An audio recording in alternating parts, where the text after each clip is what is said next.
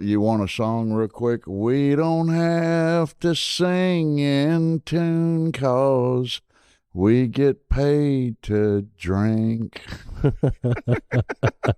That needs to be our intro right there. I believe that is. I love it. That's it. My name is Jesse Hill, And I am Hank Berman. and welcome to the High Note Podcast.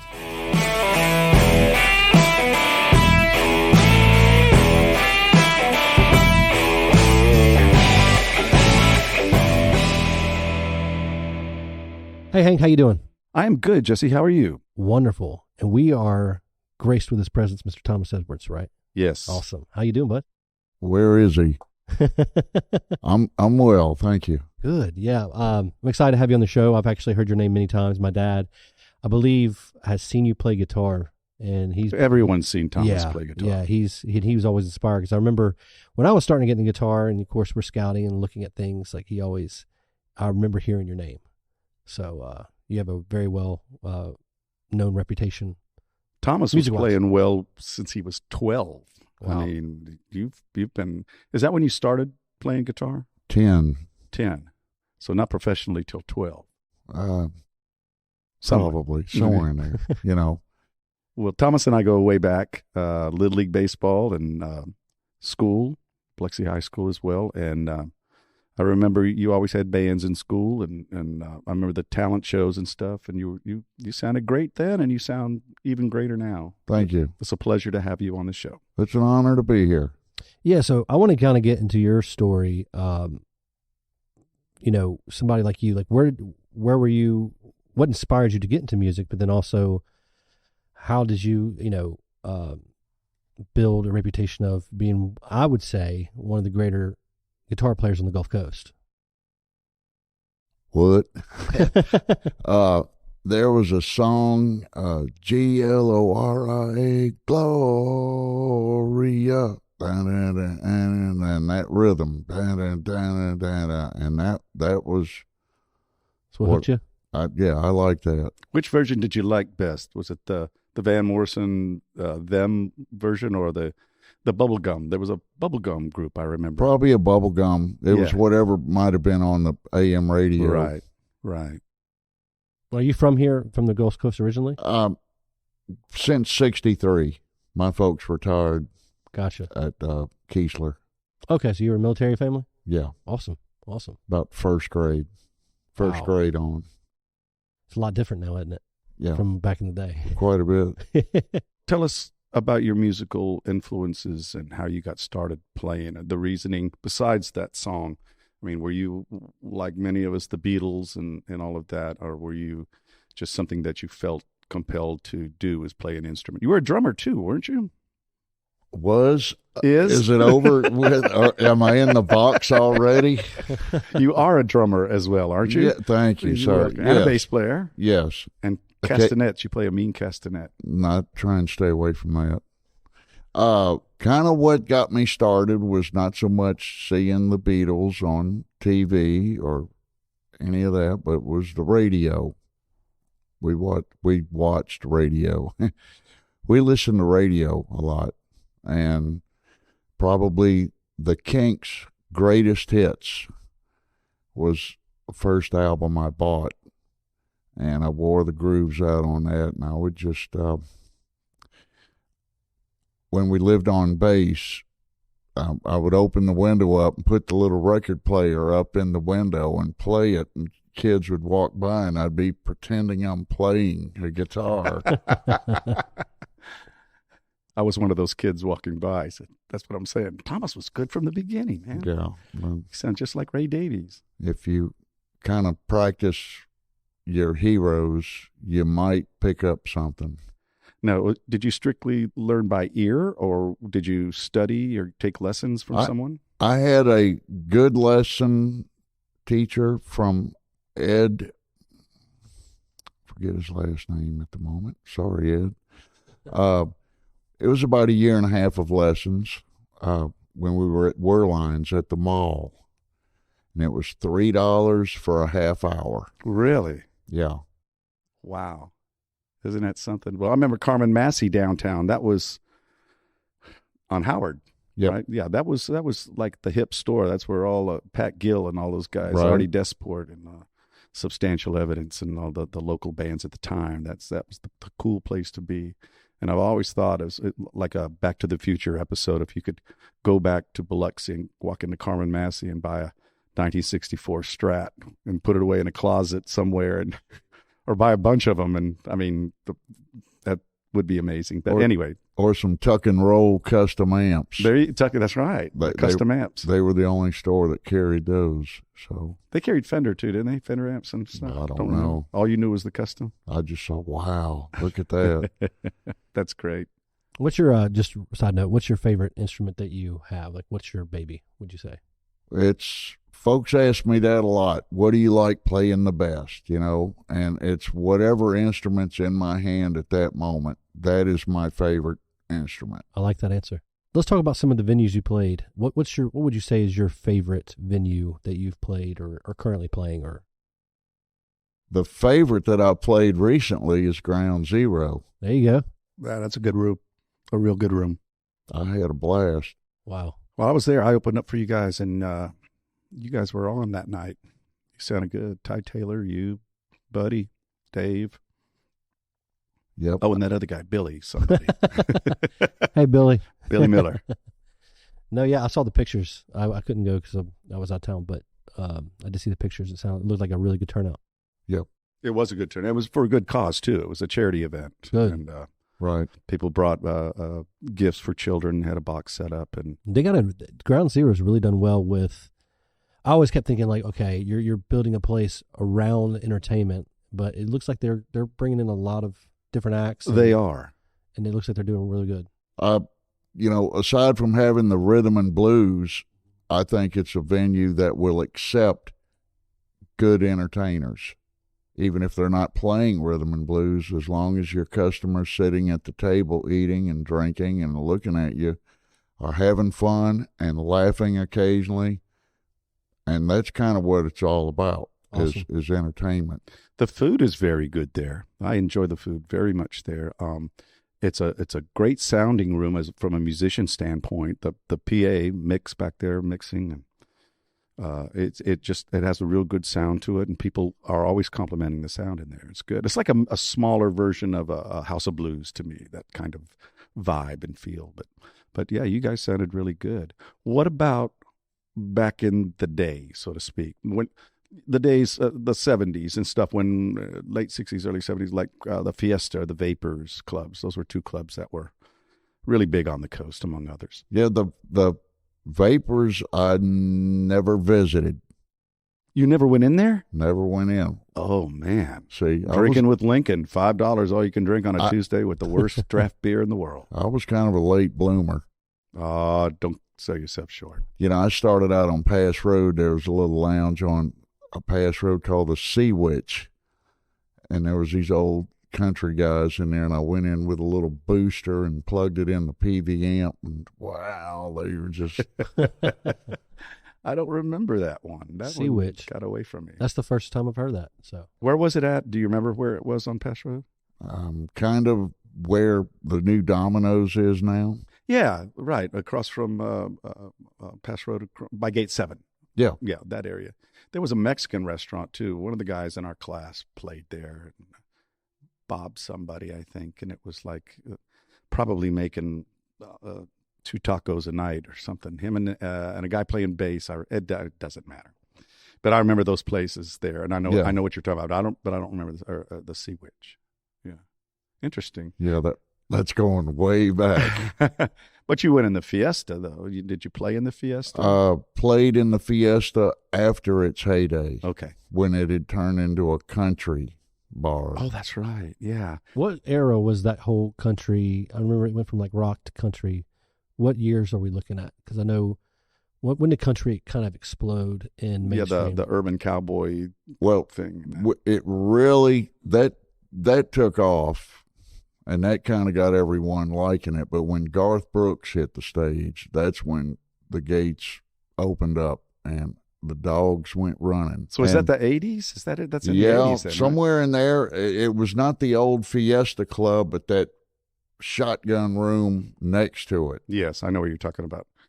Well, for those of you who don't know about the Fiesta was a big establishment on the coast for music and dancing. It was over by where Treasure Bay is. It was on the south side of Highway 90, and Jake Mladinich owned it, and his family had it for years. And a lot of working musicians, local musicians, as well as traveling musicians, played there and cut their teeth there. But it was a big room. It had 2 stages, I remember, and always something going on at the Fiesta. And in early days of like probably the late 50s, mid 50s, he would have customers like Robert Mitchum. Right. He would have movie stars coming in, and that was a big, kind of backdoor gambling. The coast, you didn't go in, but it was there. Right. Unspoken. Yeah. And when you first walked in, there was a wall that had all those pictures of those movie stars and other people, pictures of from the 50s, like what Thomas is saying, the drag racing right in front of the Fiesta. And that was like, there was this one guy that was always in the picture. I was like, who is this guy? He's always in it. Come to find out it was Jake who owned the place. But yeah, it was legendary all over the country, really. People knew, if they knew about the coast, they knew about the Fiesta at the time. They knew about the Fiesta down in Biloxi, Mississippi. Oh, I love that, Biloxi. Oh yeah, they still do it. They still say do. They still? Oh, Weather Channel all the time. It's like, yeah, the hurricane's coming right up Biloxi. Or actually, they don't even say this anymore. It's usually the landmass. The landmass. Yeah, the landmass. Yeah. So let me ask you something. What is your opinion on the direction of music today? I don't know if you listen to mainstream music or whatever, but from what you played and loved to now, like, how do you feel like it's a necessary trend? Or, I mean, I ask that for everybody. Like, what do you think the direction of music is going? Are you disappointed? Are you like joyful? Like, what would you say? Well, let me preface it by saying that the majority of music I listen to is an application of oldies rock. Gotcha. Anything that's kind of out there current, I kind of don't know about it unless it goes through some filters somehow and I luck up with it. Mm-hmm. I just look at from the point of view of live performing. Folks don't, there's room for some more entertainment part of it, mm-hmm. rather than just playing. And it's probably not the biggest answer you could get. But I think I like that. I think it's a general consensus, because as a working musician, you want to be on top of what people want to hear. I mean, that's what you're doing. And so nowadays it seems like it's there isn't any real cliche, lack of a better word, rock music out there that's really burning it like it did in classic rock, whether it was in the 70s, 80s, 90s, or the millennium. So that has changed a lot. Things have kind of gotten watered down to where everything kind of sounds a lot like everything else. Mm-hmm. True. So would you say that it lacks originality, or do you think that it's not that, it's just like, okay, here's the formula and that's what you try to keep perpetuating? I think that whatever the thumb is that's on the creativity needs to come off. I'm not quite sure how to get that thumb off of everything. Right. We're talking about like corporate it could be that. It's just that everything is spoon-fed. Yeah. Everyone's getting the same. That is true. That's true. You get the same everywhere. Unlike in the 60s, there was a Fred Zappa interview. He says, we don't know what it is. Go ahead and release it. And that's when there was more freedom. Yeah. And they had artists and repertoire. They'd give an artist time to develop. Well, now, unless you're ready to sell 500,000 right now, they won't even fool with you. Right. Yeah. So it's just sales and it's just whatever that thumb is, we could get that off. And things don't stick around either like they used to. Like, think about it. Like it's a cash cow business now. That's what it's become. Like, okay, a song comes out, it's real popular, we're going to shove it down America's throat. They milk every penny they can get, and then they move on to the next thing. But that song, in the next 30 to 40 years, will not be right. Right. It's like sports. Even if you compare it to sports, used to be, whether it's baseball or whatever sport, professional sport in America, that a player would play his entire career with a certain team, whether it was the Yankees or the Celtics or whatever. And it kind of, to me, is a comparison with music. It's like maybe from the other side where they're just like what you were saying, Jesse, that, okay, you're not cutting it by, we'll cut you loose. And I think they kind of set up for the advent of things like YouTube, where there's people that have large followers that probably the record companies wouldn't have looked at or thought about. Right. And so they kind of groomed that. They kind of shot themselves in the foot, because I was reading not too long ago about how the music industry, the recording industry, the record people, A&R and all that, they lost their butts this past year. And it's going to get worse because of that very reason. They're not cultivating. They're not allowing that freedom. Right. We want you to do this. It's even if it spills over to country music. To me, this is just my own opinion. You know, the music that I hear is like, okay, let's see, there's Thomas and Jesse and some guy in a cubicle in Nashville, or it doesn't even have to be there now. He can be in his house in Seattle. So, okay, what do they like? They like pickup trucks, that old joke thing, kind of, you know, American flag and all that stuff. So that they're formulating what they think you're going to like, and they kind of take it away. Whereas when we talked about this before, people like Hank Williams and those other guys, you know, they wrote songs because they were heartbroken or because they were happy. It was the real thing. It wasn't a formula. Occasionally I'll stumble on some guys doing their stuff on YouTube, and it's really good. Yes. Everything's good. It's just I don't dedicate time to go out and find that. It's harder to Yes, I agree. just keeping track with me daily. So what's going on nowadays? Like, what's your? I see you play with. Do you play with one band, several bands, by yourself? Like, what would you? I have always done my better work as being a part of a band, kind of like a guy in the background. So I play with anybody that'll hire me. There you go. You know. What bands are you with now? The Rougarou. Let's see. No longer with Aerosmith. The Rougarous. I've been doing a solo at a couple of Mexican restaurants. Nice, good. Which was Hank and I did MIDI. That's right. Hank was one of the first guys with MIDI. With that is true. Commodore 64 computer. Oh my gosh, yes. You know, it was like, you talk wow. about wait time and those big floppy disks and all that stuff, but it was musical instrument digital interface is what MIDI stands for. Oh, And- I've always just known it as MIDI. Right. You know, Well, it was an acronym for that. And I worked in Jackson. I worked at a well-known music store up there, and right as that was coming out. And so I had that whole thing and had a rack the size of a coffin standing up because everything was monophonic. There wasn't any polyphonic stuff with it. Right. you had a rack. I had a rack. I got one now, but it's a different rack.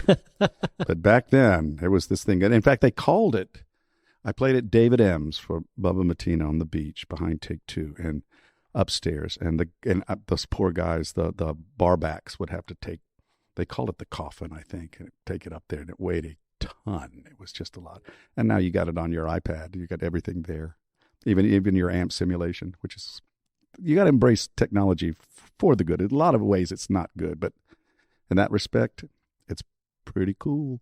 One night I was carrying these really, I call them heavy lollipop speakers. That's what I've always called them, but it's the big heavy speakers that sit on a tripod. You Yes. have to lift them up. And so I'm leaving somebody's house, and my dad has a speaker. I have a speaker. I'm walking down, and I trip. Oh, no. And I take the speaker and I throw it as far as I can because I don't want it to land on me or my dad. But then I look, my dad's still on at the same time. So he's throwing it. Oh. And then we landed and we looked at each other. We weren't hurt. We were just like, wow. It was dark, so none of the guests saw. They were all drunk. They all were upstairs, and we were just like looking at each other. And I said, yep, I'm going to go ahead and invest in that Bose system. Yep. Like I can't do this anymore. Well, Thomas was one of the first people that I remember that had that Bose system. Really? Yeah. It's a game changer. Oh, absolutely. Absolutely. And now EV makes them, and a lot of different companies make them. I mean, they were the forerunners and all that stuff. But I remember Thomas having that and the sub underneath, and I was just like going, wow, that is so cool. I have to get me one. And I did, and Thomas cost me $22. Yeah, you had two of them. 2 subs. Yeah, two There subs. you go. 2 of them, that's right. Yeah, it saved a lot of backs and a lot of, like what you're talking about, falling down and what could have been a horrible situation, a disaster. not only for you and the speakers, but for the guests. Thank heaven it was on the coast where they like to have a good time. Oh yeah. It was. I've learned to always, the best thing when it comes to music is if you can focus more on the music versus the chords and the speakers and things like that. Like, Yeah. I've learned that I really enjoy it when I can just walk in there and do my thing.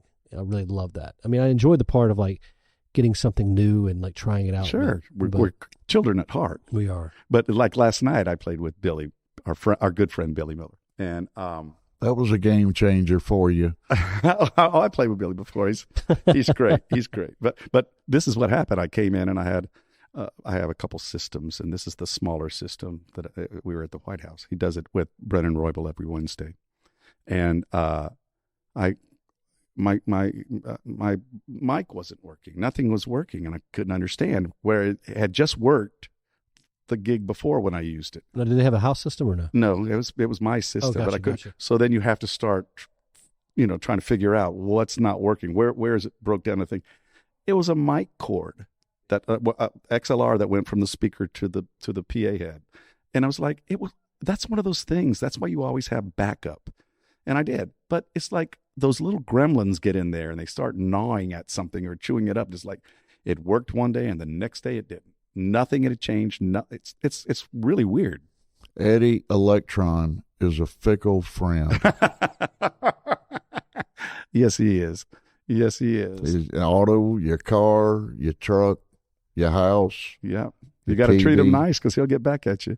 Mm. That's true. I have the worst luck with mic cords as of late because I use those old jazz mics, and it's always like I'm moving my microphone around, and I guess I'm just tugging on that cord ever so slightly, and then I'll get up to a gig, and it's like I'll be singing, and it'll go, and I'll get that, and I'm like, oh no, and then it gets to the point where I can't touch my mic because I'm Right. like, okay, if I It's move working. my mic here, Right. it's going to shut off, and it's going Right. to make a really weird noise. So, and like my mic stand's kind of like my thing. Like I like to move around with it. And so now sometimes I have to sit there and just sing, and I'm like, oh, I can't wait to get this done so I can go get a new mic cord. Right. Well, buy them by the gross. That's Put right. 'em up. Put them up. I'll come see you since you buy 'em by the gross. Well, we'll give you a complimentary one courtesy of the show. There we go. There we go. We can actually, I'll take this one right here, and I'll be on my way. once you be thinking about advice to give up and coming and young musicians or people who are interested in music, and from your experience, what would you tell them? Well, I'd tell them first, keep an eye on your money. Okay. Second would be if you decide to have some kind of a drink of alcohol, be careful. Be real careful. And third, if you play an instrument, you don't have to be Bruce Lee good on it, but get to where you know when you're doing something right and when you're not. Like if you're playing a chord on your keyboard and if you all the time hitting a note with your finger that's not supposed to be there, stop doing that. If you play guitar and you're playing a chord and it doesn't need the low strings to be ringing, don't play them. Right. Because every little thing will help out.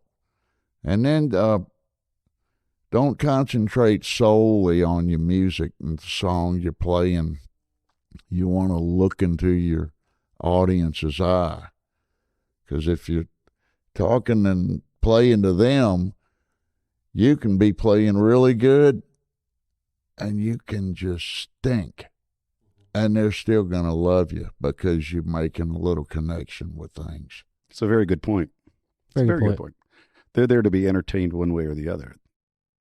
And that these days, as y'all know, they don't see me, but, you show up. I remember when Wi-Fi was first coming out, we're playing a gig in Ocean Springs, and people are bringing their laptops to the bar and sitting them down. And I was just saying to myself, yeah, you're really going to have to do something else to entertain folks because it's constant.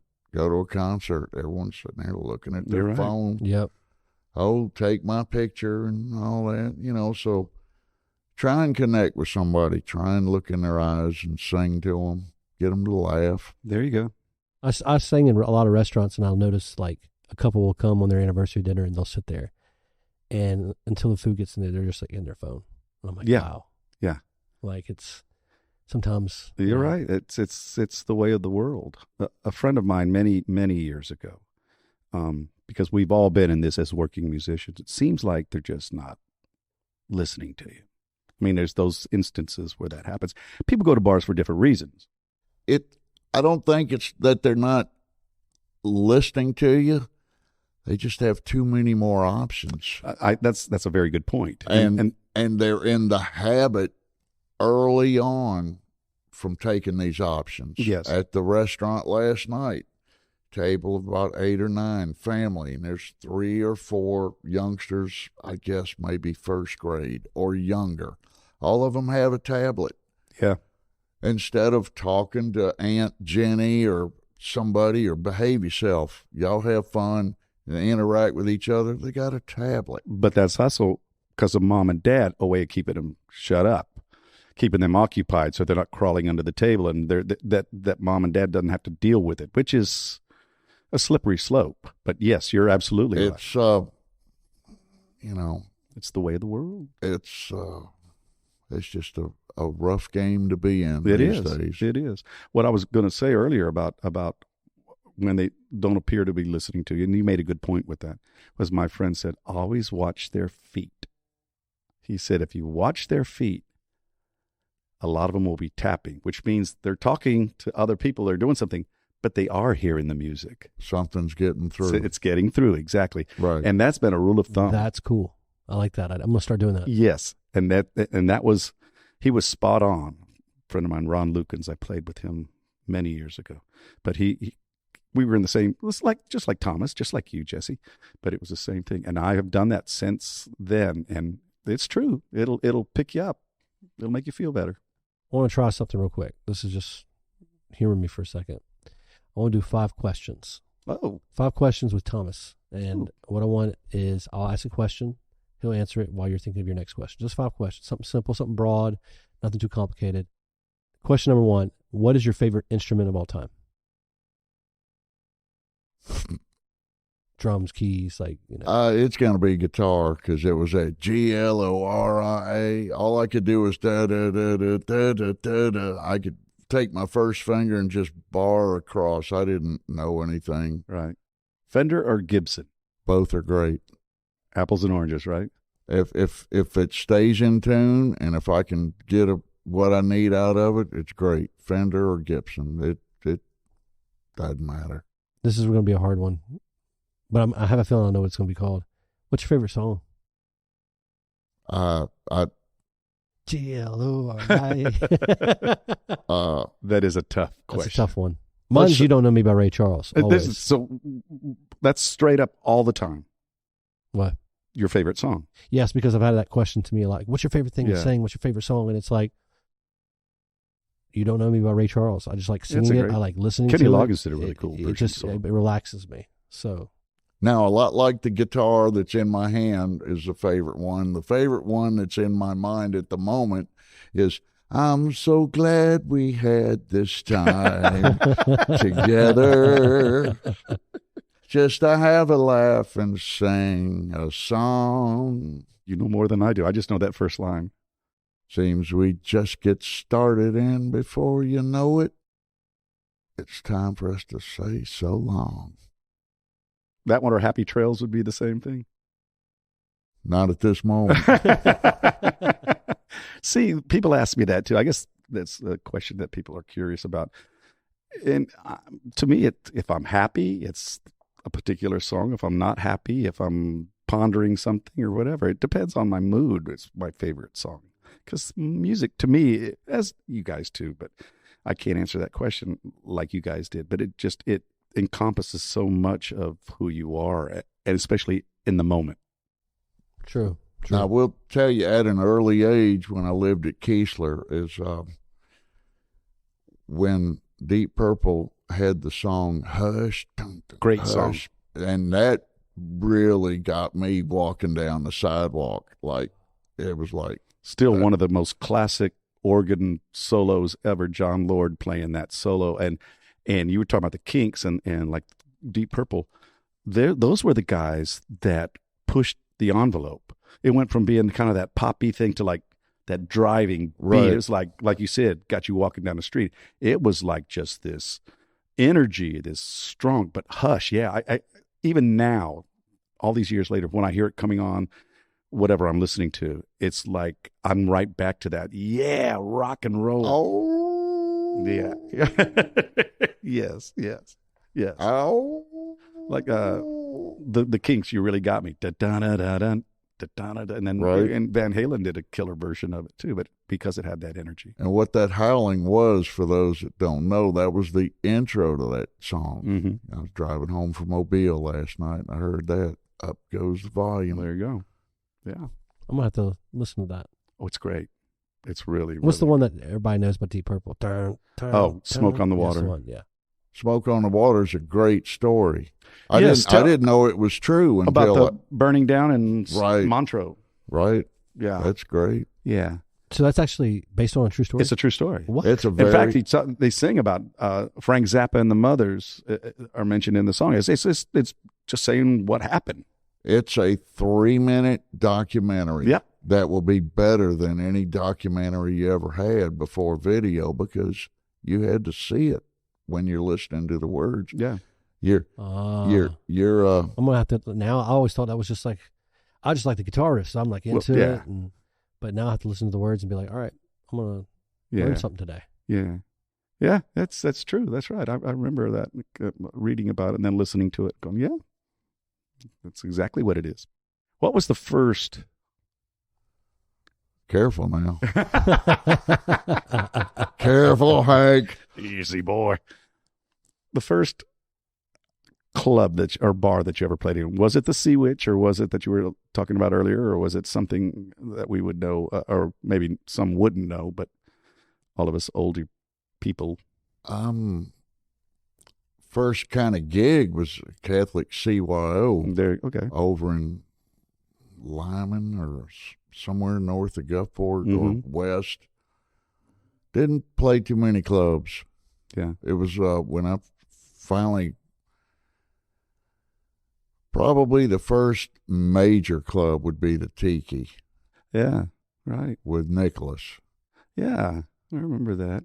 But Thomas, you've also played all over the country. I remember you left and went up to the East Coast, right, with Ted Tierce, and Yep, a but great guitar player back in the day. Ted Tierce, a.k.a. Emmett Dooley, Emmett Dooley. and Scott Eutaris, Mike Smith, and me, and we had a sound technician and a light technician, and we had all been getting together at this establishment known as Billy's Hole in the Wall, and Once again, Billy Miller. drinking beverages and other stuff that was, enhancing our happiness at the moment. And the six of us put together a plan to go up to New England. And the band, we spent that summer writing original material. I was about to get into that about original. And so we would play an hour set of covers, and then an hour of originals, and then an hour of covers. How did that go over? Well, let me get to the trip up there. So we've got a sound tech and a light tech, and we've been really hammering it out at Billy's Hole in the Wall, and we're all ready. So we pool our money, take 2 vehicles and a 5x8 trailer, travel for a couple of days to get up there. And the plan was we had 6 weeks of work booked. And we were going to work the 6 weeks and then come back home and rehome what was going on. So we get up there, and we finally find the guy that's booked us. And he's now at a realty office, and it's he's looking at the 6 of us, and we haven't showered or shaved in a couple of days. And he goes, "Boys, I don't know what to tell you, but I don't have any work for you." Oh, no. And so Emmett, with a booking agency that he had dealt with, that guy found us some work. And the first gig was at a frat house party Oh, in one of those colonial 3-story homes that was large. right. And while we're setting everything up, it becomes obvious that the PA guy doesn't really know how to set up PA Oh, stuff. Oh no. And the light guy, well, didn't really know a whole lot. Were these just a couple of guys that just happened to be drinking at Billy's Hole in the Wall yeah, while you guys were? Yeah, I don't want to mention any names. No, but, of course not. But we were Only when it's a good thing. We were friends with the sound tech and played some trust when I'd actually played music with him. So I kind of knew him and figured, well, he's talking like he knows what he's doing. He probably knows what he's doing, you know. So we get up there, and the light guy and the sound guy don't know anything, so I'm setting everything up. Jeez. We play the gig, and of course, you know, they had plenty of tap beer and everything else. And then when we're tearing down, I just remembered, I will always remember this, was the tripod of Fresnel's, Yeah, the lights. the glass ones. Oh, no. You know, I just remember seeing the tripod. Yeah. Oh, no. And so that's kind of how that started out. Welcome to the music biz. Yeah, that's You know, Oh, no. if I could get a screenplay together, how not to go about being a rock star. man. You can make that into like a series. That'd yeah. be cool. Your YouTube series. Yeah, man. You'd Just- have millions of wannabes and older musicians that have been there going, yes, that's what happens. That can happen. Yeah. Yeah. Yeah, it That's was, funny. Well, it- see, I always like with my videography and stuff. Like I'm always like, you got to do it. So fake it till you make it. Sometimes. Yeah. And there's like that light guy and that PA guy was faking it until they maybe made it, maybe not. it would take another podcast to continue that story. Well, I don't know about Jesse. I'm not sure. I won't tell my story right now because I have to edit it in my head as to my first gig and how I got my first gig. But Jesse, you just kind of did it I started the right way. I started Frescoes down here Oh yeah, in Ocean Springs. Yeah. The owner of Alfresco's, my dad was working for him, and I think we agreed to tips. I mean, just playing Yeah. tips because I was just trying it out and started there, and then I that was my first gig. That's the dumpster. That was my first gig, and then it's kind of like a movie scene when you think about it. There's a place called Capone's down here, yeah. and there was Chef Danny Rodriguez, love her to death. I'll go there, and it's raining. It's pouring down, and I'm like this sopping wet kid. Oh, So I'm looking at her, I was like, hey, I sing music that probably would fit well in this establishment. I would love to let you, show you. She goes, well, how about you come back tomorrow? And, I think she said, I'll give you $100. I was like, I'm in high school. Yeah. $100. Like, let's do it. And so I get there, and then that night there was a trio couple that were having dinner, and they all came up to me. It's like, hey, there's this party I want you to play at. See, that's And then that party exploded me into several different great. directions. So, like I said, every gig is a tryout for another gig. So yeah. take Thomas's words when it comes to, Oh yeah, know your stuff, but also, if you want something to drink, be careful. that's true. Well, that's a beautiful story, and I think I've edited mine in my head where I can say it enough. There was a club in Gulfport, about 20 miles from here, maybe. That'll tell you how far my career has taken me. 20 miles east. This is where it's at. I'm telling you. So I had been wanting to play in clubs and wanted to play bars. I wanted to play as a working musician, and that was the way to do it. So I had bought this PA and a Yamaha board and these Heil speakers, and I was just waiting for the opportunity to come up because I was very shy and very introverted, and at the time, believe it or not. And I had a girlfriend who worked at this store that had a furniture store, but in the middle of it, they had records, 45s, and that's where all the musicians, I don't know if I told you this, had 45s, and that's where all the musicians went to get it, because that's how you learn the songs back then, or off an album, and it was cheaper to buy the 45s if you couldn't afford that $4.99 album back then. So anyway, so she was connected ownership that one and something else owned this place. And so she called me and said that the guy that was supposed to play couldn't make the gig. This is your chance. I've told him about you. And of course, nobody knew who I was. And so I went to audition and I got the gig, but they were asking me these really crazy, they were messing with me like, can you play any Tom Waits, like some piano jazzy thing? Tom Waits says, I just play the acoustic guitar, that's it. So I get the gig that weekend for $35 a night. I got the gig. And I was really proud of myself. A guy came in because I didn't know how to work the PA. I was like your guy up in New England. I didn't know how to work it. So he's showing me, he says, Hank, you mind if I help you? And he's showing me the little 9-band EQ, the smiley face that you make, right. With bass and lower your mids and 220. And so anyway, I'm nervous. I'm scared. I'm proud of myself. I go home. I told her, I said, yeah, man, thank you. You got me working. Well, come to find out the reason why I got the gig was because she was having an affair with the guy. So that was welcome to the music world in every sense of it. So your story, Jesse, is beautiful. Good. Thomas, you were out there trying, and me, it was me. Question. Yes. I was a banker before I said, hey, I want to be a musician. What were you? I went to college for 20 minutes to get a banking and finance degree, which is really amazing because I hate numbers.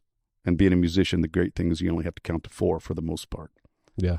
But I worked in shrimp factories, Dejan's on the beach, and I worked at another one. But Dejan's was really good to me. You work 16, all the people out there that know what it's like to work in a shrimp factory, especially on the Mississippi coast back there, or any of them, Louisiana, Texas, worked your butt off. I mean, it was like 16-hour work weeks, and you go home and you sleep a little bit and come back during the season. During the off season, you're making cat food.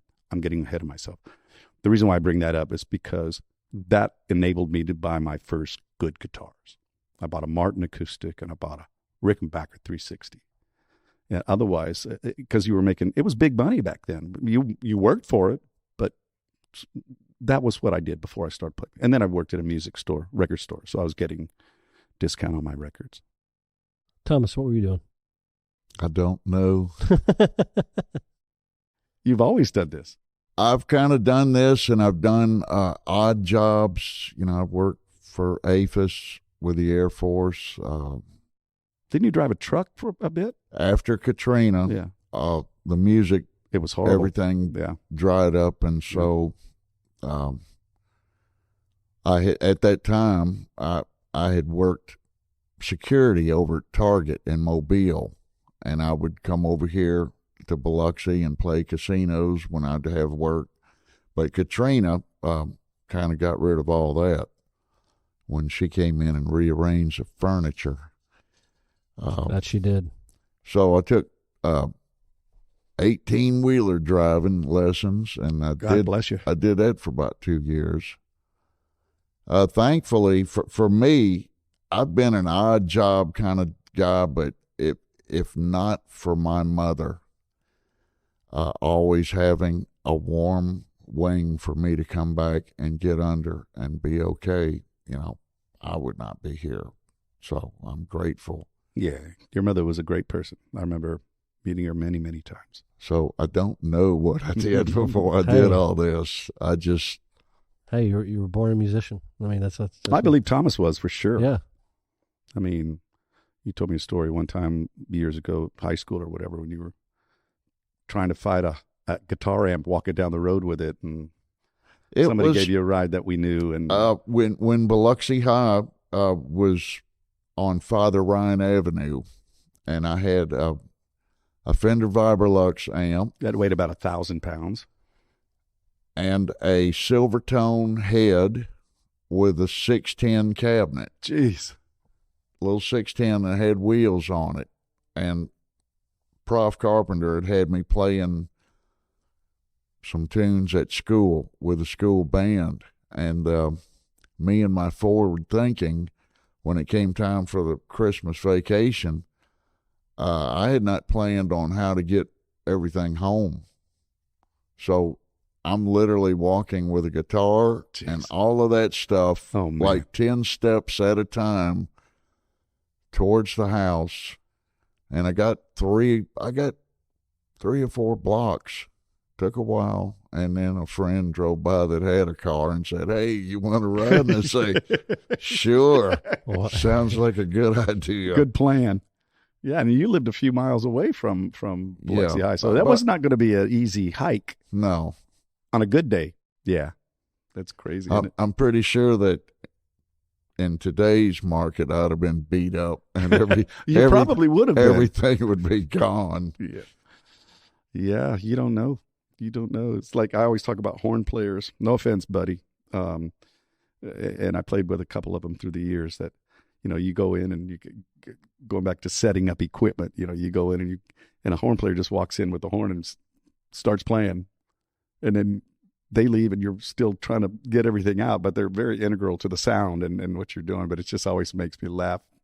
That's it. Yeah, that's what happens. Yep, Prof Carpenter in his office. My senior year, I was the drum major, and Prof was a great guy. You look just like Brad Pitt back then, I remember, with the long blonde hair. Prof was an entertainer, not just a teacher, but a good entertainer. But I'd be in his office, he'd go, "Tommy, what are you doing this weekend?" "Well, I'm playing guitar, got an amp." He goes, "Is that right, son? That's good." He goes, and he'd point down at his trumpet case. He goes, "That's what I take to the gig." And I just going, well. Yes, right, exactly. What do you do? Right. There's no right or wrong in it. No, there's not. We were talking earlier about the clubs and all that stuff, and I mentioned a couple times different people in Substantial Evidence. That was one of the big bands back in the day. You remember, we're good friends with most of those guys now, if not all of them. They had the help of, I think Raymond Zoller had something to do with a radio station. I remember that.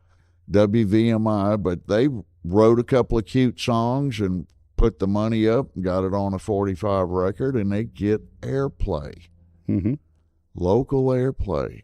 And so everybody knew their songs. Oh, yeah. And they were making one of you need to get Artie Desport in here if you want some stories. But they were making unheard of money. And they're kids. Wow. Yeah. What was their band's name? Artie Desport. Yeah. Yeah. Substantial Evidence was the band. And, right. That's where Emmett, Ted, he would have been Ted Tears back then. But they were playing really good songs, really good covers. They were good musicians. Pat on the. That's awesome. No, thank you for telling us that, because I always the pastime of like creating a record and getting it out.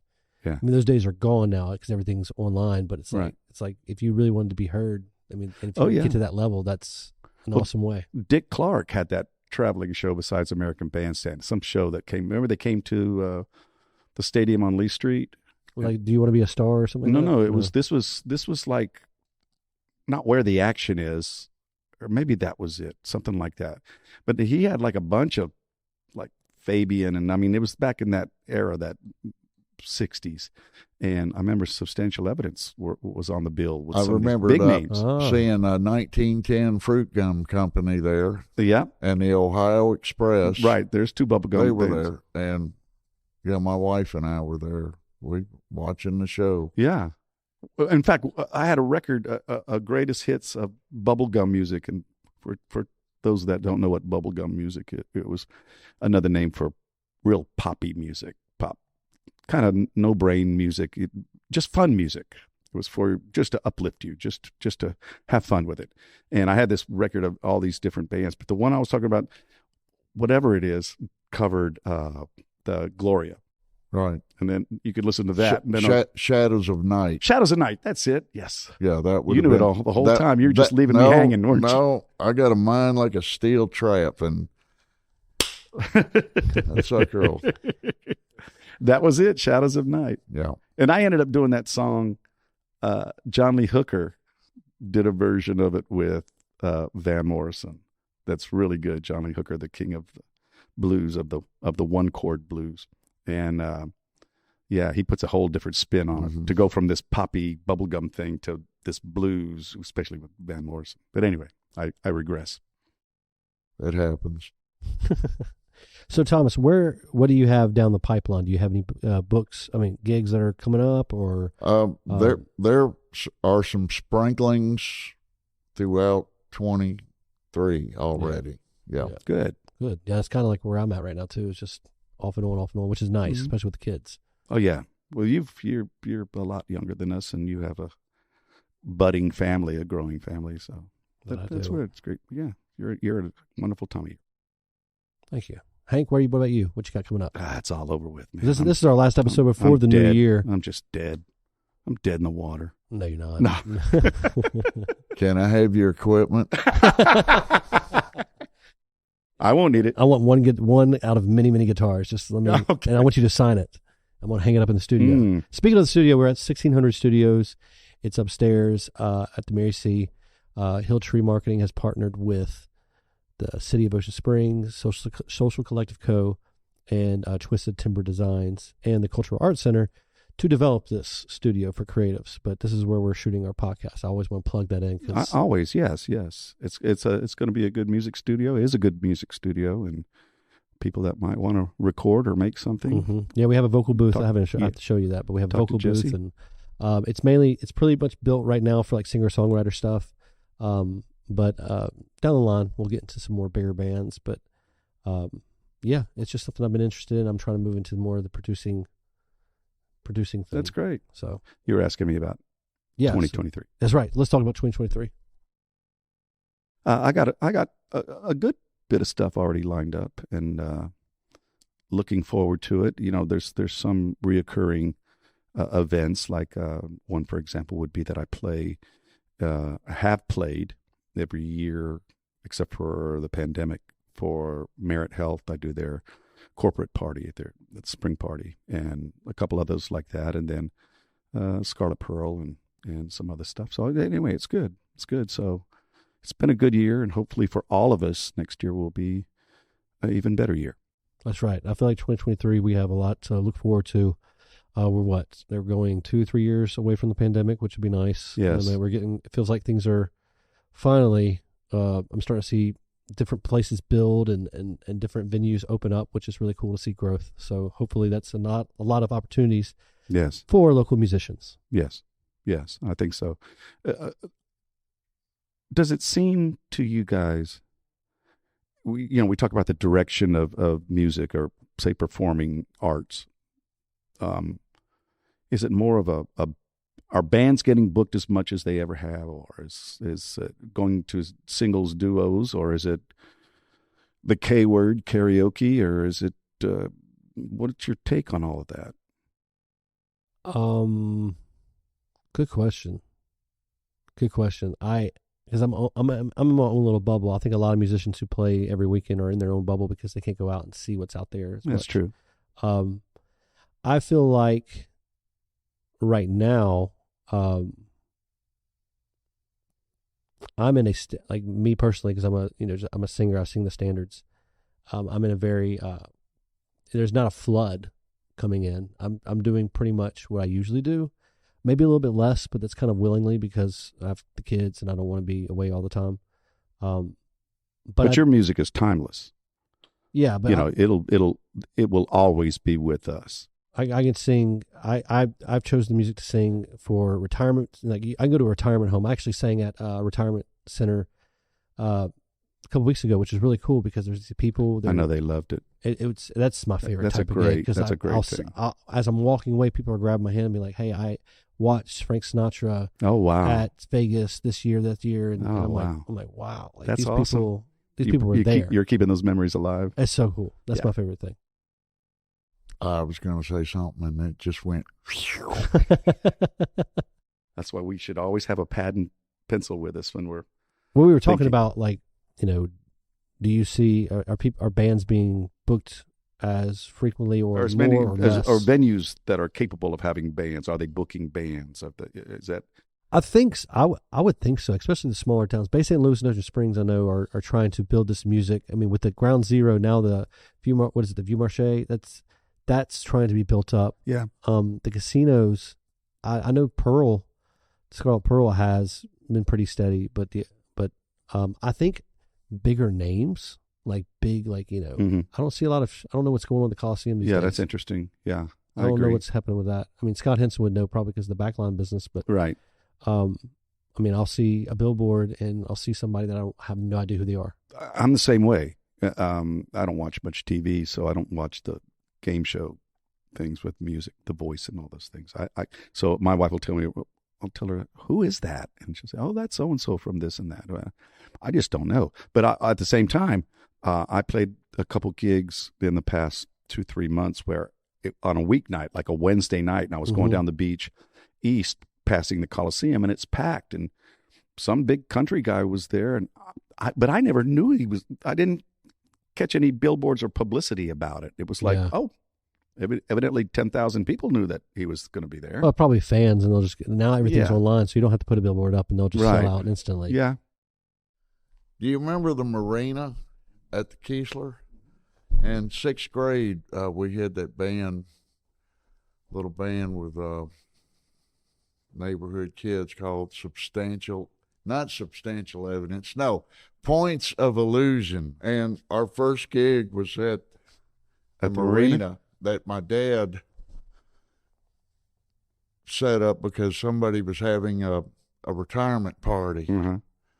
And we knew like 4 songs.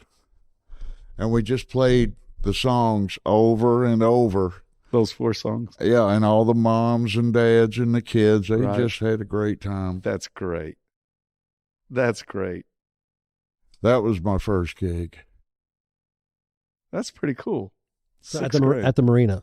At Keesler Marina. Yeah. Ah. Yeah, we all used to ride our bicycles over there, and I lived down the street from Thomas back then, and Little League baseball and all that kind of stuff. Yep. And go ahead. Not too far from the Hills house over there on James Madison or wherever that was. Wait, James Madison off of Rodenberg? Off of Rodenberg. Yeah, Hill, Bill. is my family? Yeah, Bill Hill. Oh, so you remember where they? Oh, yeah. Oh, wow. Bill Hill, Donna Hill, your aunt. Yeah, Ooh, Donna. woo. She was How about them apples? She You was, didn't count on that, did you, Jesse? She was a pretty and still a pretty girl. She was. I'll have to let her know that, you know. You can let her hear it. She Yeah, she I'll let her. in 6th grade. She's one of the reasons I still stayed in school. Yes. That's podcast gold right there. That's some fun stuff right there. That's perfect. Yeah. There's always that pretty girl that keeps you in the 6th grade. Yeah, I think we all have one of those in our mind, like right now. Oh, yeah. Like, yep, yep. that kept me in 6th grade, and then band at school. Mm-hmm. School band. I played drums 7th through 12th, Mm-hmm. and played timpani my senior year.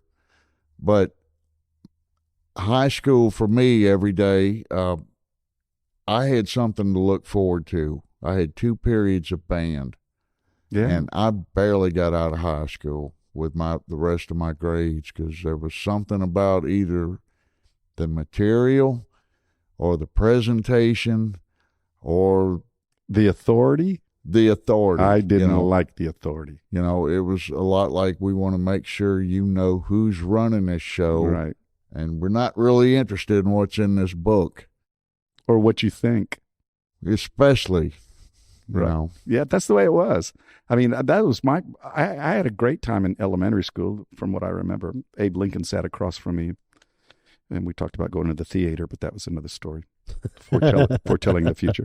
But no, I liked elementary school because I found it interesting, and I liked my teachers. And it was a Catholic school. And then when I got to public school, well, they didn't care if you studied or not.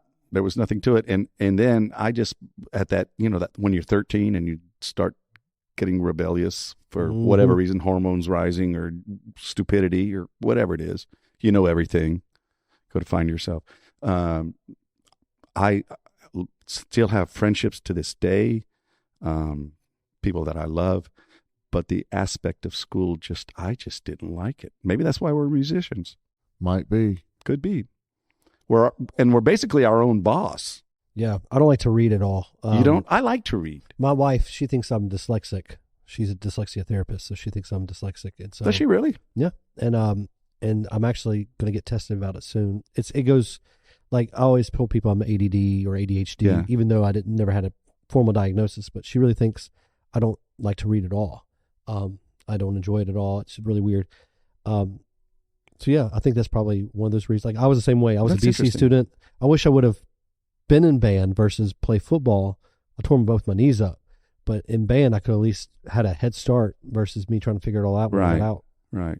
Now, Yeah. now, of course, in band, we had the marching band. Was, Right. well, the monkey wrapped his tail around the bagpole. No, ting, ting, the marching music. But the concert band is where we did Beethoven or we did Bach or we did That's things. great. We had things to where the orchestra did things. That's the true standards right there. That's the true standards. And for me, one of the ways I play is based on just what I used to hear. I go, well, I'll play a part kind of like that, would do this rhythmically. It would just, it's something that you don't practice licks off a record and get anything other than that. Right. You got to, and so that reminds me of my friend Michael Vincent. When I first met him 10 years ago or so, was back when they had the jam sessions at the EO Club and the Stagecoach and lots of jam sessions. And he just comes up one day and goes, Thomas, man, I notice that it doesn't matter who you're sitting in with, what song they're playing, what key it's in, you always manage to find something that's going to fit appropriately. And he goes, man, I want to, take a lesson from you. Or, That's a great compliment. It's it's the highest compliment anyone has ever given me. That's very good. And so. But you've also taught. You teach guitar too. Is that right? I teach the mechanics right. of playing it. And then with what sense of humor I've got with a youngster, it's spending time with an elder. Right. And there'll be a handful of students that got it and go, and then there's a handful of them, well, I'm here because mom and dad say I got to be here, True with everything. And I'll tell them, look, I understand. Let's just have some fun. Right. Yeah. Have some fun. But that's a great approach, especially with kids. I mean, make it fun. Who wants to sit there and belabor over, I'm here because, like you said, my mom wants me to take guitar lessons. I don't want to play the guitar. But then there's probably those as well that come into it feeling that way. And then it's like, oh, wait, Thomas showed me, I didn't see it that way. And ignites an interest in it. One of my students, his father sent me a video. They had a little talent show at the school, and he's a popular kid, and they're chanting his name, and he finally starts playing his song, and it was a popular song to where the girls and some of the guys are singing along with him. And then at the and everybody's doing it, and so every once in a while you get that's really cool. And that boy or person is ruined for life now because you've had a taste of that. Yeah, that stage high. That stage high, and those little girls looking at me, and boy, that goes on forever. It might be what he needs to get him to the point to where if he and I sit down and say, well, you want to keep doing this? Right. Yeah, well, so those things I was telling y'all about earlier, let's learn to do things a little more correctly. Yeah, right. Makes plenty sense to me. And you'll do a lot better. And there's always those kids or people, not necessarily just children, that I finally found my niche. What was the band? Kind of sounded like Grateful Dead. They had the video with the little girl. She's a bee. Melon, something melon, blind melon, chitlin melon. Recently? Watermelon. No, it was something melon. Anyway, this little girl, she's kind of an outcast. She doesn't know who she is, and she's a little girl. She's short and kind of chunky with glasses, and then all of a sudden she's wearing this bumblebee outfit. The video was, and then at the very end, she comes to a field, and this gate opens up, and is nothing but children dressed like her. It means so much on so many levels. She finally found her place, and she's happy. I think it's Blind Melon. Blind Melon. Yeah. Not to be confused with Blind Melon Chitlin. Right. Yeah, One of the all-time best blues artists that ever lived. All right. Now we're cooking, baby.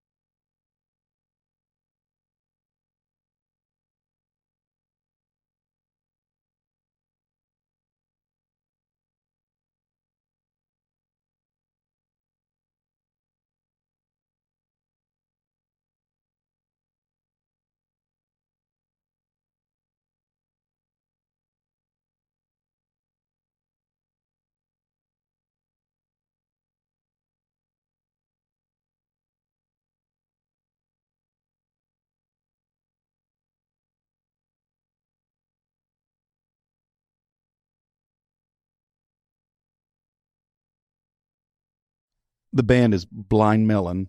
Blind Melon. And the song is No Rain. All I can say Yes. is that I know exactly. And when they go in, so when the you band said comes Bumblebee, in, I was like, oh. Yeah, it's very Grateful Dead-ish. Yeah, it has is. that sound. Wow, I didn't even think about that. Yeah. That was a 90s song. Yeah. Yeah. Great song, but I love that about what we were speaking We'll have to about. watch that video now. 'Cause Yeah. I appreciate stuff like that. Yeah, me too.